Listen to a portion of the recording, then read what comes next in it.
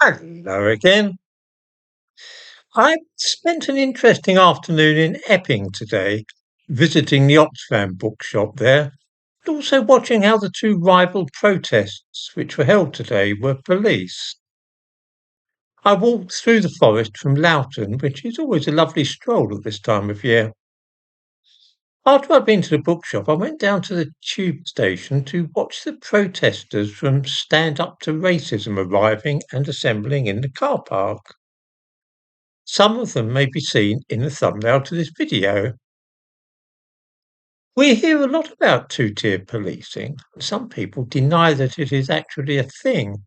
But this photograph, which was taken at a few minutes before 2 o'clock this afternoon, shows us irrefutable proof that the police treat protesters differently according to their political beliefs.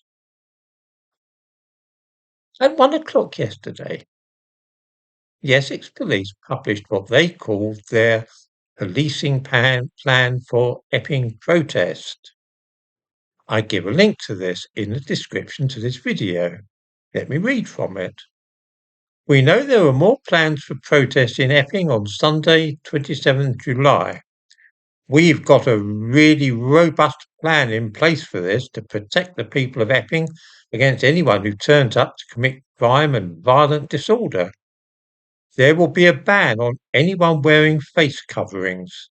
We are able to do this under Section 60AA of the Criminal Justice and Public Order Act 1994. If you wear one, we'll order you to take it off. If you don't take it off, you'll be arrested. Clear enough, yes? No face coverings. Now look at the thumbnail to this video. You will see that in the foreground are three people wearing surgical masks to cover their faces. On the far left of the picture is a fourth person wearing a black surgical mask. Others had scarves covering their faces. The police made no attempt to tell any of these people to remove those face coverings. Although last week they did actually arrest a man whose face was covered.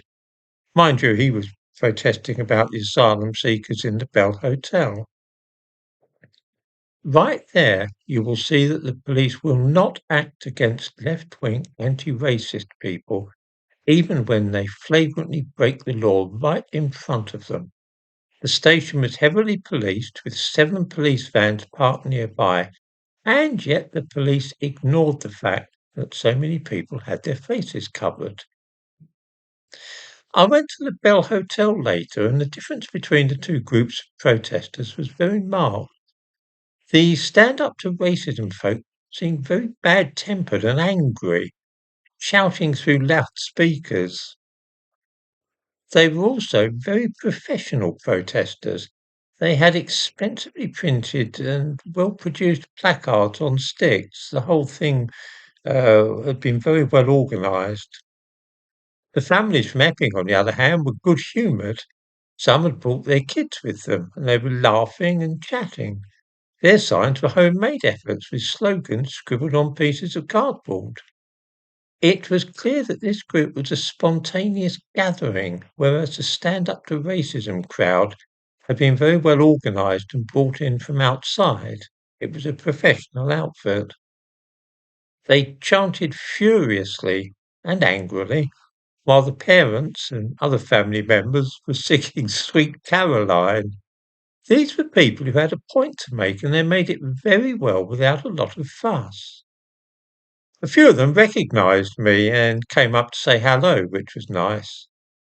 A big hello to Jane, who I chatted to for a while.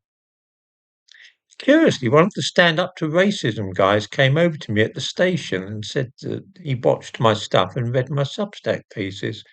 We chatted amiably, and there didn't seem to be any kind of ill feeling. I have to say that the idea that the families I saw today were Nazis or fascists or even right wing, the claim being explicitly made by the crowd from Stand Up to Racism, is pretty bizarre. They're simply ordinary people who want their town to remain a quiet and peaceful place, somewhere nice to raise their children.